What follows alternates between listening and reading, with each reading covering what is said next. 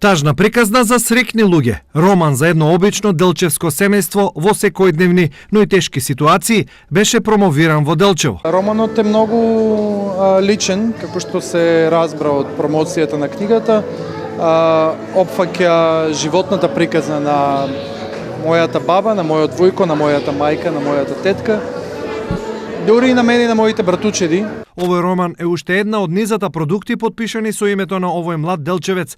На 7 години го напишал првиот прирачник за домашни миленичиња, на 18 години пишувал за патување низ космосот, а неговиот краткометражен филм Коливо, кој се најде на листата на краткометражни филмови кои ќе бидат прикажани на Хуеска International Film Festival. И конечно веќе после подолго чекање имаме официјална селекција, номинација за најдобар меѓународен интернационален краткометражен филм на Huesca International Film Festival, фестивал со 46 годишна традиција, фестивал од Б категорија, што е исто значајно, и квалификацијски за Оскар, што значи ако добиеме награда на тој фестивал за најдобар краток филм, тогаш можеме да бидеме квалифицирани за Оскар, односно можеме да влеземе во трка за Оскар.